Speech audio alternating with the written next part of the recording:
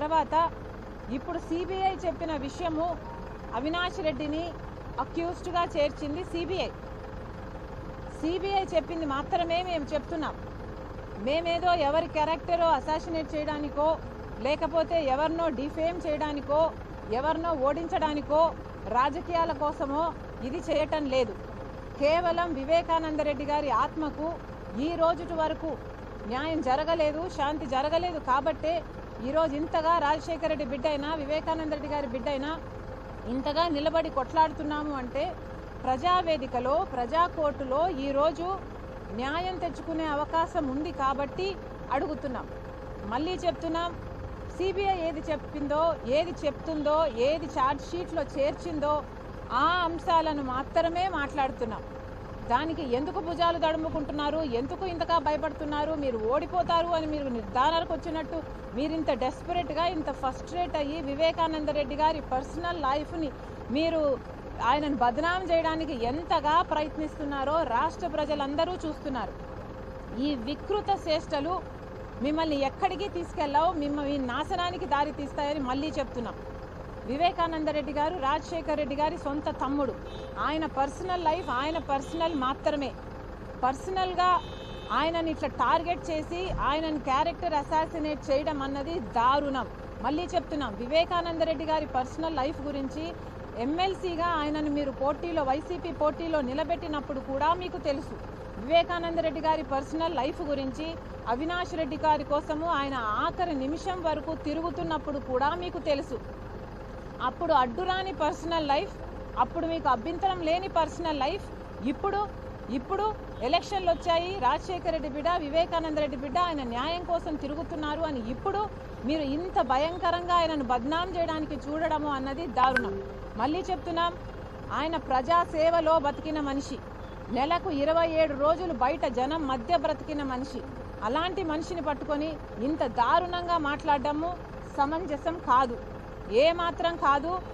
చనిపోయిన వ్యక్తి, సంజాయిషి ఇచ్చుకోలేని వ్యక్తి గురించి ఇంత దారుణంగా ఆయనను బద్నాం చేయడము, డిఫేమ్ చేయడము ఇది ఎవరికి తగదు అని మళ్ళీ చెప్తున్నాం. అంతేకాదమ్మా, ప్రతి ఒక్కరూ గుర్తుపెట్టుకోవాల్సిన విషయం ఏమిటంటే పబ్లిక్ లైఫ్లో ఉన్న వాళ్ళు పబ్లిక్ సర్వెంట్సే. మేమందరము పబ్లిక్ సర్వెంట్స్గా పనిచేయాలనే వచ్చాము. కానీ పబ్లిక్ సర్వెంట్స్గా ఉండడం మాకు ఇష్టమే, కానీ మేమేదో పబ్లిక్ ప్రాపర్టీ అయినట్టు పబ్లిక్ టాయిలెట్స్ అయినట్లు ట్రీట్ చేస్తే మాత్రం ఇది సరికాదు. మళ్ళీ చెప్తున్నాం, వైసీపీకి, వైసీపీ మూకలకి, వైసీపీ గుండాలకి, వైసీపీ నాయకులకి మొత్తం అందరికీ చెప్తున్నాము, ఇది తగదు. వివేకానంద రెడ్డి గారిని పర్సనల్గా టార్గెట్ చేయడము తగదు. థ్యాంక్ యూ అమ్మా, థ్యాంక్ యూ.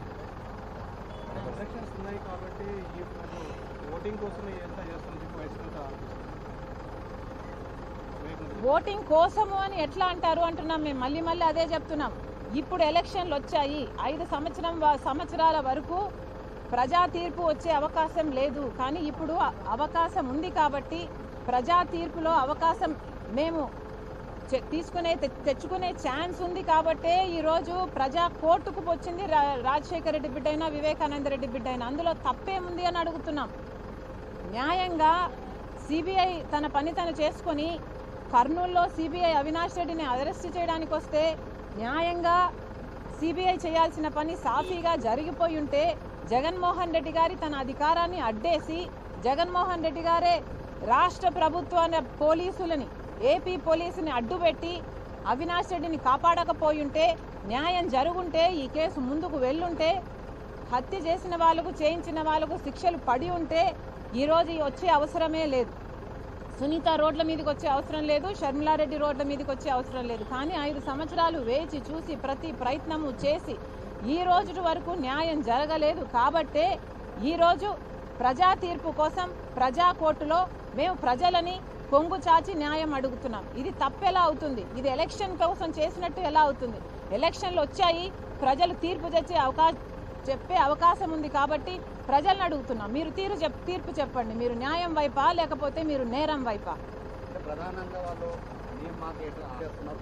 సిబిఐ ఎంత స్పష్టంగా చెప్తుంది, గూగుల్ టేక్అవుట్స్లో అవినాష్ రెడ్డి ఇంటిలోనే హత్య చేసిన వాళ్ళు అంతకు ముందు కలిశారు, హత్య జరిగాక కలిశారు, టేక్అవుట్ మ్యాప్స్లో అంత క్లియర్గా లొకేషన్ పిన్ పాయింట్ చేసి సిబిఐ ఛార్జ్ షీట్లో చేర్చింది.